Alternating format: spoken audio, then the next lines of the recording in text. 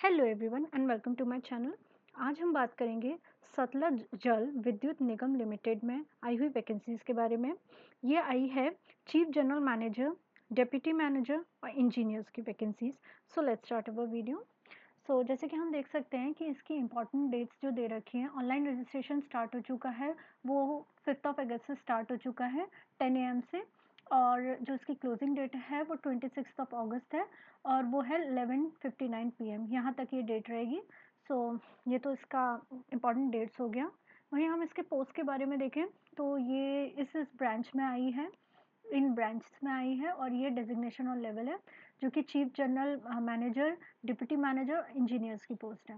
अगर हम electrical and mechanical में देखें तो चीफ जनरल मैनेजर की आई है, वो एक ही है पोस्ट, नंबर ऑफ पोस्ट 1 है।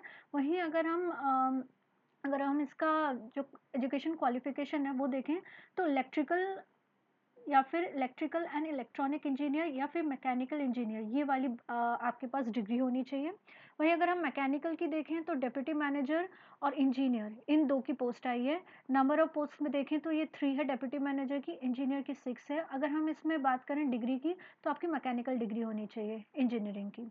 अगर हम इलेक्ट्रिकल देखें तो डेप्यूटी मैनेजर, इंजीनियर, यही दोनों पोस्ट आई हैं। जो कि नंबर ऑफ पोस्ट देखें तो दोनों की 3 हैं। अगर हम इसमें बात करें तो आपको इलेक्ट्रिकल या इलेक्ट्रिकल एंड इलेक्ट्रॉनिक्स इंजीनियरिंग, इन दोनों में से किसी एक की डिग्री होनी चाहिए। मेरा CNI की देखें तो डिप्टी मैनेजर और इंजीनियर है, ये भी डिप्टी मैनेजर की एक पोस्ट है और अगर इंजीनियर की देखें तो ये 2 पोस्ट हैं। अगर हम इसमें बात करें कौन सी डिग्री चाहिए तो इलेक्ट्रिकल एंड इलेक्ट्रॉनिक्स हो या फिर इंस्ट्रूमेंटेशन एंड कंट्रोल या फिर इलेक्ट्रॉनिक्स एंड इंस्ट्रूमेंटेशन इंजीनियरिंग, इनमें से कोई भी डिग्री आपके पास है तो आप इसके लिए फिल कर सकते हैं। वहीं अगर हम केमिकल का देखें तो डेप्यूटी मैनेजर और इंजीनियर दोनों ही एक एक पोस्ट आई हैं। अगर हम इसमें बात करें आपकी डिग्री की तो आपको केमिकल इंजीनियरिंग या फिर MSc केमिस्ट्री से होना चाहिए, तो आप इस पोस्ट के लिए एलिजिबल हैं। अगर हम टोटल नंबर ऑफ पोस्ट देखें तो वो 21 है। और अगर हम एक एक चीज़ और मेंशन है इसमें कि आपके जो मिनिमम मार्क्स होने चाहिए 50% एंड अबव होने चाहिए। किसमें? अगर आप SC ST या फिर PWBD कैटेगरी को बिलोंग करते हैं और अगर आप इससे 55% चाहिए अगर आप अदर कैटेगरी को बिलोंग करते हैं, तो ये क्राइटेरिया है। और अब इस पे आ जाते हैं रिजर्वेशन में। ये चार्ट है जिसमें बताया है कि SC ST के लिए कितनी क्या वैकेंसी है। अगर हम देखें तो टोटल 21 है वैकेंसी पोस्ट और अगर SC के लिए देखें तो 1 पोस्ट है। अगर हम OBC नॉन क्रीम लेयर के लिए देखें तो ये 4 हैं और अनरिजर्व की देखें तो वो 16 है। तो यही सब इसमें बताया गया है। अब देखते हैं इसके एज रिलैक्सेशन क्राइटेरिया के बारे में। अगर हम अपर एज लिमिट की बात करें तो वो 55 है फॉर चीफ जनरल मैनेजर, 36 है वो डेप्यूटी मैनेजर के लिए और 32 है वो इंजीनियर्स के लिए। तो ये तो इसकी अपर एज हो गई। वहीं अगर हम मिनिमम एज की बात करें तो वो 18 ईयर्स है, वो आपकी मिनिमम एज है। वेर एज यहाँ पे इन लोगों ने एज रिलैक्सेशन भी दिया है SC ST वगैरह सभी को। तो ये उसका चार्ट है। अगर हम बात करें, अगर आप जम्मू एंड कश्मीर के कैंडिडेट हैं और अगर इस डेट ऑफ बर्थ में फॉल करते हैं तो आपको 5 ईयर का एक्स्ट्रा एज रिलैक्सेशन मिलेगा। वेर एज अगर आप एक्स सर्विस मैन है तो एज रिलैक्सेशन आपका गवर्नमेंट ऑफ इंडिया के गाइडलाइन के अकॉर्डिंग ही होगा। अगर हम अदर एज रिलैक्सेशन की बात करें, अगर आप इस कैटेगरी को बिलोंग करते हैं SC ST EWS PWBD ESM, तो आपको जो एप्लीकेशन फ़ी है वो नहीं लगेगी, मतलब वो निल होगी आपकी एप्लीकेशन फ़ी। वहीं अगर देखें तो ये मेंशन है कि अपर एज लिमिट जो है shall not exceed 55 of years, तो ये भी एक चीज़ है। अब आ जाते हैं हम इसके पे स्केल के ऊपर। अगर हम पे स्केल देखें तो ये बता रखा है E8 मतलब इसका है चीफ जनरल मैनेजर, ये इसका पे स्केल है। अगर हम E4 की बात करें तो वो है डेप्यूटी मैनेजर का, तो ये उसका पे स्केल है। वेरएज़ अगर हम इंजीनियर की बात करें तो वो E2, तो ये उसका पे स्केल है। आपको बेसिक पे के साथ भी एक्स्ट्रा बेनिफिट्स भी मिलेंगे, वो सब मेंशन्ड है इसमें, प्लस मेडिकल फैसिलिटीज़ वगैरह भी मिलेंगी, ये चीज़ मेंशन्ड है इसमें। अब आ जाते हैं हम इसके एक्सपीरियंस वाले पार्ट पे।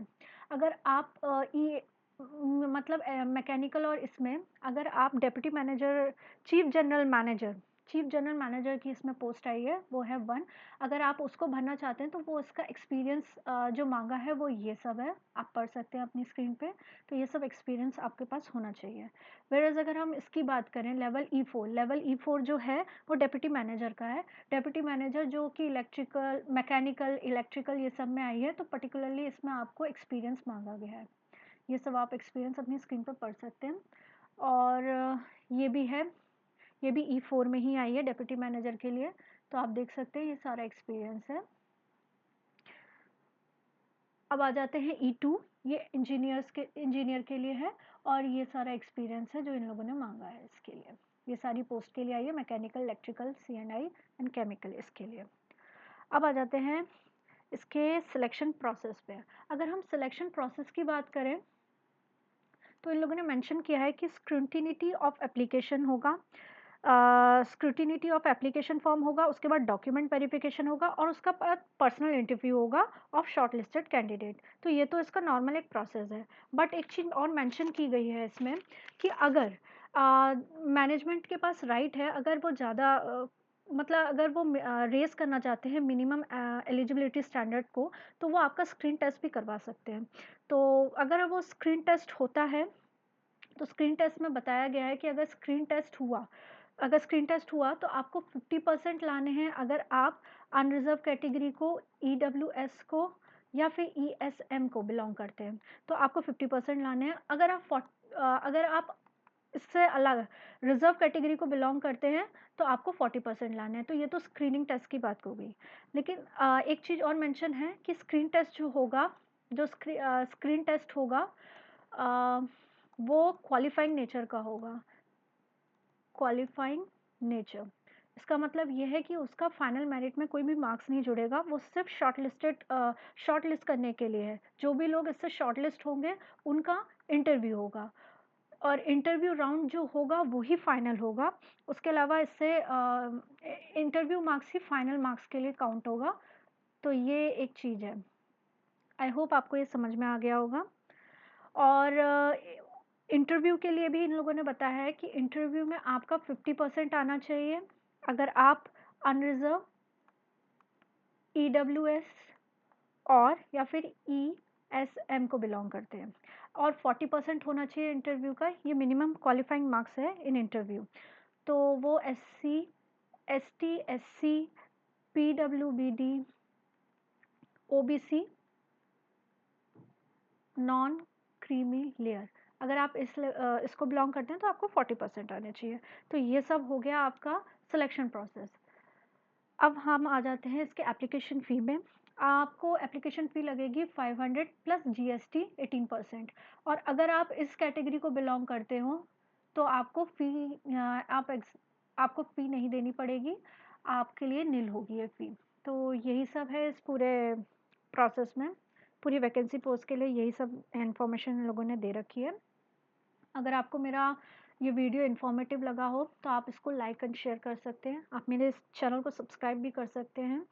और ये मेरा टेलीग्राम चैनल है, अगर आपको ऑफिशियल नोटिफिकेशन चाहिए तो आप इस चैनल को ज्वाइन भी कर सकते हैं। सो आई होप ये आपको इन्फॉर्मेटिव लगा हो मेरा video. Thank you for watching my channel.